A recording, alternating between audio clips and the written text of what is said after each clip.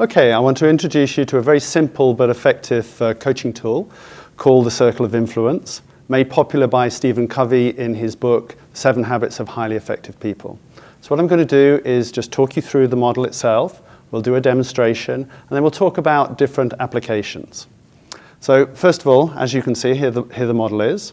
At the center is control, so what is in your sphere of control, things that you can directly make happen. Second circle is your sphere of influence, which is what you have power to influence to get to what you want. And then finally, the third circle is the circle of concern, where you have no control or influence. So one of the things that you find is that when coachees habitually focus on what they don't have control and influence over, they feel often quite powerless to move things forward, and they dissipate their energy. So one of the things as a coach that you can do to really serve and to help them is to help them get really clear about how they can focus their time and energy on that sphere of control and influence. So I'm just going to do a demonstration now with David. So David, have you got a topic for us?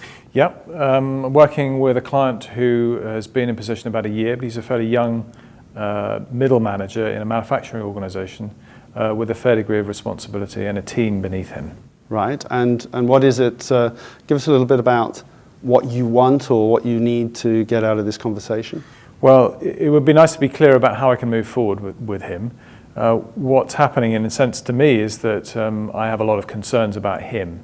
So he showed up as somebody who is very fatigued, very tired, quite a bit debilitated by the level of activity that he's needing to put in, the hours and weekend working, that kind of thing.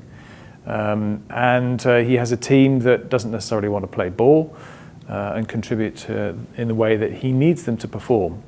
And yet he's fairly limited in his understanding about how to go about supporting them effectively, as well as controlling his own well-being and making sure that he stays well. So David, maybe you can just help us by talking through those 3 circles. So if you can place some of the things that's in your sphere of concern that you have no influence, no control over, and then go in and talk about what you can influence and then what you can control in this situation. Okay. Well, I find myself drawn to the circle of concern first because of the way that he presented himself to me. Because he was so tired, I became quite concerned about him. That was the word that I would use, actually. Very tired, quite withdrawn in some parts of the conversation. And this was the second time that I'd been able to work with him, the second session. I found myself thinking, these simple things that I'm offering him are not known to him. These simple principles of how to manage a team effectively and his understanding of teamship and responsibility and expectation setting, that kind of thing. Role clarity, these things were news to him, which told me that he'd never really been on any kind of fundamental development that would help him at this time. So I found myself getting quite cross with the organization. Now the challenge is that I don't control that. I don't have an in into the rest of the organization. So let me just get clear. So what you would like is, for example, for the organization to put him on some good training for leadership. Yes. But what I'm hearing is that you don't have any levers to get the organization to do that. No, I don't know. I don't have the relationships that I would need to make that happen, or to even make that recommendation.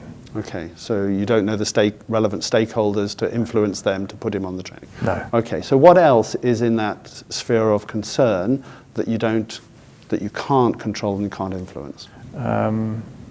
I guess the decisions ultimately that he makes about how he operates and when he chooses to work. I can have some influence over it, but I can't directly control it.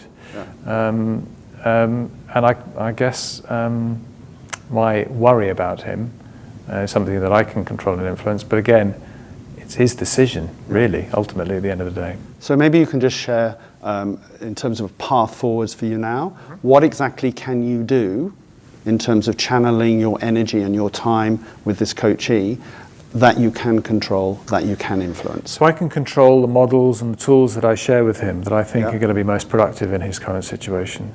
And I can modify through the conversation the kind of experiences that I share that I think would be helpful to him. Those I can directly control. I can influence, to some degree, his thinking about his own well-being. Yes. Through the stuff that I offer and through the conversations that we have. And I can seek to influence the kinds of decisions he might make in the future. Again, I don't have direct control over them, and ultimately it is his decision. So my concern is really neither here nor there. I can influence what happens in a session, and perhaps some of his thinking that can contribute to better well-being and a more effective team.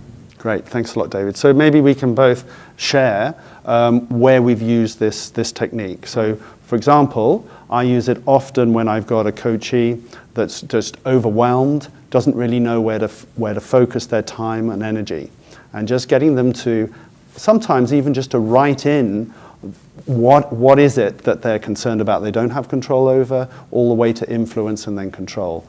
Literally, if they think about everything they need to do and they just write it in there, they soon get to see that some things just aren't worth worrying about and other things really need the attention to drive things forward.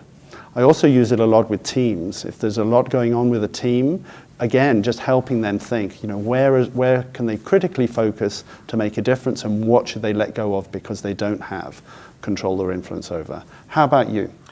I think one of the ways I've used this, well, a couple of ways. Firstly, the way you demonstrated with me was interesting because that helped me reflect on how I use this for myself. When I'm in a client engagement, what do I control and influence, and what really are kind of noise, concerns in the background that I don't control or influence? That's one way. The other way is when a client, perhaps who I'm starting to work with, has a lot of noise going on, stuff that it really resides in their area of concern, which means that those two circles in the middle are quite small. There's a lot of chit-chat, a lot of noise, but therefore their power and control and influence actually feels to them quite limited. So helping them expand those two circles, very powerful. Actually, hearing your topic reminds me of another application for me, is that when I'm working with somebody who's often quite stressed, it can be really useful for them to get really clear about, okay, so what is in that sphere of concern that I can't do anything about, and how can they really focus to be able to move things forward? So in terms of, as a coaching tool, it's very, very simple, very practical. You can apply it in multi-situations with individuals or teams. So I invite you to use it and make a difference with it.